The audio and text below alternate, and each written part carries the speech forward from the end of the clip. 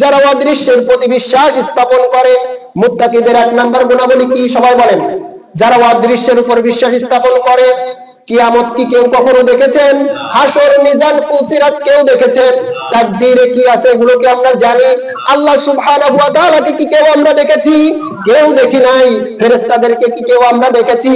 না, আমরা কেউ দেখি নাই। তারপরে আমরা আল্লাহর উপর ঈমান এনেছি, ফেরেশতাদের উপর ঈমান এনেছি, আসমানি কিতাব সমূহের উপর ঈমান এনেছি, ঠিক কি না?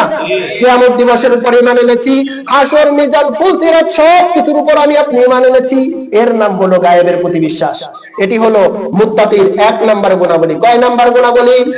আল্লাহ তাআলা বলছেন হুদাল লিল মুত্তাকিন। আর মুত্তাকিদের গুণাবলী হলো আল্লাযীনা ইউমিনুনা বিল গায়ব ওয়া ইউকিমুনাস সালাহ।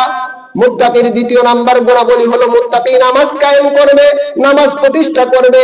তার ব্যক্তি জীবনে নামাজ প্রতিষ্ঠা করবে, পারিবারিক জীবনে নামাজ প্রতিষ্ঠা করবে, সামাজিক জীবনে নামাজ প্রতিষ্ঠা করবে, পাওয়ার ক্ষমতা থাকলে রাষ্ট্রীয় জীবনে নামাজ প্রতিষ্ঠা করবে, আন্তর্জাতিক পরিমণ্ডলে যদি তার পাওয়ার ক্ষমতা থাকে তাহলে আন্তর্জাতিক জীবনের নামাজকে প্রতিষ্ঠা করার নাম হলো নামাজ কায়েম করা।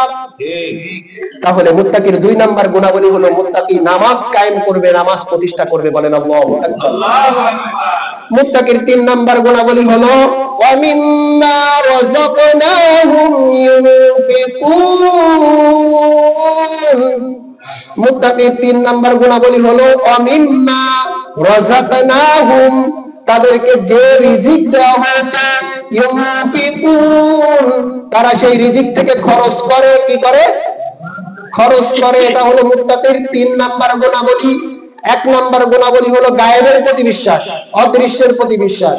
দুই নাম্বার গুণাবলী হলো নামাজ কায়েম করা, এটা মুত্তাকির দুই নাম্বার গুণাবলী। তিন নাম্বার গুণাবলী হলো তাদেরকে ওয়া মিম্মা রাযাকনাহুম ইউনফিকুন, তাদেরকে যে রিজিক দেওয়া হয়েছে এই রিজিক থেকে তারা খরচ করে। ভাইরা, প্রথম দুইটা আমরা পালন করি, কিন্তু এই যে রিজিক থেকে খরচ করা মানে তো পকেটের অর্থ খরচ করা, এখানে যে আমরা দুর্বল হয়ে যাই। কিন্তু একজন মুমিন, একজন মুত্তাকি কখনো দুর্বল হতে পারে? আপনি যদি দুর্বল হয়ে যান, বুঝবেন আপনার ঈমানে সমস্যা আছে, আপনার বিশ্বাসে সমস্যা আছে। আপনি পরিপূর্ণরূপে আপনার রবকে বিশ্বাস করতে পারেন নাই। যদি রবকে আপনি বিশ্বাস করতে পারতেন তাহলে অবশ্যই অবশ্যই আপনি মুত্তাকির সবগুলো গুণাবলী আপনি অর্জন করতে পারতেন। তাহলে আমাদের যে সম্পদ আছে, রিজিক বলতে কি? রিজিক মানে সন্তান, সন্তানও মানুষের রিজিক। আমরা অনেকে ভাবি রিজিক মানে এখন দুপুরে যে ভাতটা খাবার খাবো ওইটা না, বরং আপনার ধন সম্পদ, টাকা পয়সা, গাড়ি বাড়ি, সন্তান, সবকিছু আল্লাহর দেওয়া আপনার জন্য পৃথিবীতে রিজিক, ঠিক কিনা? এই রিজিক থেকে আল্লাহর রাস্তায় খরচ করাই হলো মুত্তাকির গুণাবলী।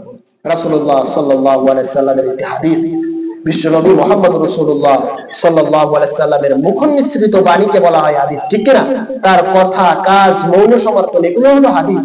রাসূলুল্লাহ সাল্লাল্লাহু আলাইহি সাল্লাম বুখারী শরীফের মধ্যে বলছেন, একবারে রাসূলুল্লাহ সাল্লাল্লাহু আলাইহি সাল্লাম প্রথম দিকে, বুখারী শরীফের প্রথম দিকেই বিশ্বনবী মুহাম্মদ রাসূলুল্লাহ সাল্লাল্লাহু আলাইহি সাল্লাম আমাদেরকে বলছেন, মান বানা মসজিদান, যে ব্যক্তি একটি মসজিদ তৈরি করলো, মান বানা মসজিদান, রব্বুল আলামিন বলছেন ইয়াবতাগি বিহি ওয়াজহাল্লাহ, আল্লাহর সন্তুষ্টির উদ্দেশ্যে যে ব্যক্তি একটি মসজিদ নির্মাণ করলো, বানাল্লাহু লাহু মিসলাহু ফিল জান্নাহ, আল্লাহ তাআলা তদ অনুরূপ একটা ঘর জান্নাতের মধ্যে ওই ব্যক্তির জন্য নির্মাণ করে দিয়েছেন। বলেন সুবহানাল্লাহ। যে ব্যক্তি দুনিয়ার জীবনে আল্লাহর সন্তুষ্টির জন্য একটি মসজিদ তৈরি করলো, মহান প্রভু আল্লাহ আজ্জা ওয়া জাল্লা জান্নাতের মধ্যে তার জন্য একটি ঘর নির্মাণ করবে। বলেন আল্লাহু আকবার। প্রিয় উপস্থিতি, আমি আমার আলোচনা দীর্ঘায়িত করব না। মসজিদ নির্মাণের যে কত ফজিলত, মসজিদের সাথে সম্পর্ক রাখার যে কত ফজিলত, এই বিষয়টি বলতে গেলে অনেক দীর্ঘ সময়ের প্রয়োজন। কিন্তু আজ উদ্বোধনী দিন, আমরা আমাদের আলোচনা, আরো আমাদের মেহমানরা এসেছেন, আলোচনা করবেন, আলোচনা দীর্ঘায়িত করা যাবে না। তবে এতটুকুন জেনে রাখেন, মহান রব্বুল আলামিনের হাবিব বিশ্ব নবী সাল্লাল্লাহু আলাইহি সাল্লামের মুখনিসৃত বাণী সত্য না মিথ্যা? সত্য। যদি রাসূলুল্লাহ সাল্লাল্লাহু আলাইহি সাল্লামের বাণী সত্য হয়, হাদিসটি বুখারী শরীফের মধ্যে এসেছে একবারই প্রথম দিকে, রাসূলের বাণী সত্য এবং সিয়াসিত্তার মধ্যে সবথেকে গ্রহণযোগ্য হাদিসের কিতাব হলো বুখারী শরীফ। সেই বুখারী শরীফের মধ্যে আসছে, যদি কোনো ব্যক্তি আল্লাহর সন্তুষ্টির জন্য একটি মসজিদ নির্মাণ করে, আল্লাহ পাক রব্বুল আলামিন জান্নাতের মধ্যে তার জন্য একটি ঘর নির্মাণ করে দেয়। বলেন আল্লাহু আকবার। এখন আমরা যারা আমাদের এই মহল্লায় আছি, আমাদের একার জন্য সমর্থ নাই একটা মসজিদ নির্মাণ করা, ঠিক কিনা? আমরা সকলে মিলে, মহল্লাবাসী মিলে একটা মসজিদ তৈরি করেছি এবং আমাদের ভাইয়েরা, আশপাশের এলাকার ভাইয়েরা, আমাদের যারা বাহিরে থাকে, আত্মীয় স্বজনেরা যারা সাহায্য সহযোগিতা করেছে, একার পক্ষে সম্ভব নয়, বরং আমরা অনেকে মিলে করেছি। রব্বুল আলামিনের কাছে যদি আমরা আবদার করি, আল্লাহ মসজিদ নির্মাণের জন্য আমার যে অর্থ খরচ হয়েছে, রব্বুল আলামিন দুনিয়ার কোনো মানুষকে দেখানোর জন্য আমি এই 10 বস্তা 20 বস্তা সিমেন্ট আমি দান করি নাই, দুনিয়ার কোনো মানুষকে দেখানোর জন্য আমি 1 লাখ 2 লাখ 3 লাখ টাকা দান করি নাই, দুনিয়ার কোনো মানুষকে দেখানোর জন্য 10,000 5,000 500 1,000 আমি দান করি নাই, বরং রব্বুল আলামিন আপনার বিশ্বনবীর হাদিস অনুযায়ী আমি জান্নাতের মধ্যে একটা ঘর চাই আল্লাহ, এই কারণে আমি দান করেছি। রব্বুল আলামিন আপনি আমার এই দানকে কবুল করে নেন। রব্বুল আলামিন কবুল করতে পারেন কি পারেন না? আল্লাহ তাআলা যেন আমরা যারা এই মসজিদের জন্য দান করেছি বা করব, রব্বুল আলামিন আমাদের প্রত্যেকের দানকে কবুল করে নেন। সকলে বলি আমিন। উপস্থিতি, আমি আমার আলোচনা দীর্ঘায়িত করব না, তবে একটি কথাই বলি, আজকে যখন ফজরে এই মসজিদে আমরা এসেছিলাম, আজান হয়েছে, মসজিদে যখন আসলাম, তখন হৃদয়ের গভীর থেকে রব্বুল আলামিনের দরবারে একটা শুকরিয়া আসলো, শুকরিয়া আদায় করলাম। ভাইরা, আসলে আমাদের মহল্লায় যারা এই মসজিদ নির্মাণ কাজে সাহায্য করেছে সবাই নিডি পারসন, গরিব মানুষেরা, কিন্তু তাদের যে আন্তরিকতা, সভাপতি সাহেব আছেন, সাবেক সভাপতি সাহেব আছেন, আমাদের ইমাম সাহেব আছেন, কমিটির লোকজন অন্যরা যারা আছেন, আন্তরিকতার সাথে যেভাবে তারা সামনের দিকে মানে এই কাজের দিকে এগিয়ে এসেছে, এত অল্প সময়ের মধ্যে মির্জাপুরে অন্য কোনো মসজিদ হয়নি, ঠিক কিনা? আল্লাহ তাআলা আমাদেরকে সমর্থ দিয়েছেন। রব্বুল আলামিন যেন পূর্ণাঙ্গ অবকাঠামোটাকে সুন্দরভাবে সাজানোর তৌফিক দান করেন। সবাই বলি আমিন। প্রিয় উপস্থিতি, আমাদের মাঝে এসেছেন আমাদের 12 নং বিশাল ইউনিয়ন বাংলাদেশ জামায়াত ইসলামীর সম্মানিত সেক্রেটারি, আমার প্রিয় দাদা নুর ইসলাম তুহিন।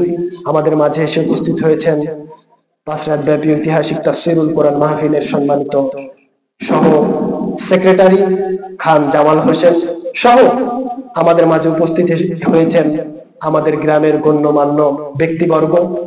সকলকে হৃদয়ের গভীর থেকে মোবারকবাদ, সকলকে হৃদয়ের গভীর থেকে ভালোবাসা। আপনারা আমাদের দাওয়াত গ্রহণ করেছেন, আমাদের মাঝে এসেছেন। আপনাদের কাছে আমাদের এই মহল্লার বাসীর পক্ষ থেকে, মসজিদ কমিটির পক্ষ থেকে আপনাদের জন্য প্রাণ ঢালা শুভেচ্ছা এবং মোবারকবাদ। আসসালামু আলাইকুম ওয়া রাহমাতুল্লাহ। প্রিয় ভাইরা, মসজিদ কমিটির পক্ষ থেকে কিছু কথা হবে। এর আগেই আমি আমাদের প্রাণপ্রিয় অভিভাবক খান মাওলানা খান জামাল হোসেনকে কিছু কথা বলার জন্য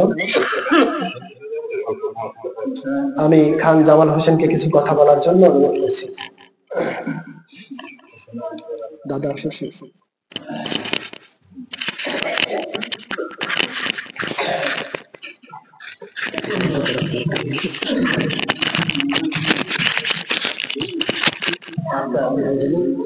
আসসালামু আলাইকুম ওয়া রাহমাতুল্লাহ। সম্মানিত উপস্থিতি, আসলে আমরা যে আলোচনা শুনলাম, আমার কাছে মনে হচ্ছিল আমরা যে বক্তাগুলো আনি 5-10 লাখ টাকা দিয়ে যদি অপরিচিত কোনো জায়গায় আমাদের সন্তান হাবিবুল্লাহকে নেওয়া হয়, তাহলে এই বক্তার চাইতে কোনো অংশ কম না। আলহামদুলিল্লাহ। আপনাদের তাই মনে হয়েছে না? আল্লাহ পাক রব্বুল আলামিন তৈরি করুন, আমাদের মির্জাপুরের গর্ব হোক, যেন সে দেশ বিদেশে মানুষের কাছে দিনের কথা বলতে পারে। সম্মানিত উপস্থিতি, আসলে আজ মসজিদ উদ্বোধনী অনুষ্ঠানে আমরা এসেছি, আমি এসেছি অনেক আশা করে, কারণ আমার কাছে মনে হয় আমি দক্ষিণ পাড়ার ছেলে হলেও এই উত্তর পাড়ার সব চাচারা আমার আপন, তারা আমার ইমানি চাচা। যদি আমি 2-3 দিন বাড়িতে না থাকি, এই পাড়ায় এসে যদি না বসি, এই আমার দুদু গাজী শাহজাহান কোন রে বাবা তুমি কই, এই শাহাদত চাচা দেখাও আসছে তুমি, জয়দের বাবা তোরে দেখিলে কোথায় ছিলি, এই চাচা নুরুদ্দিন, এই হজগাজী ইন্দ্রা আমাকে দেখলেন মনে হয় নিজের আপন ভাইদের সাথে আমাকে বেশি ভালোবাসে, এই কারণেই আসছি। সবচেয়ে সত্য কথা হলো কি ভাই, আমরা যদি কোনো কাজের ইরাদা করি, ফিকির করি, সে কাজ অবশ্যই হবে। এই ওহিদ ভাই আমাদের মসজিদকে অনেক কাজ করে ফেলেছে।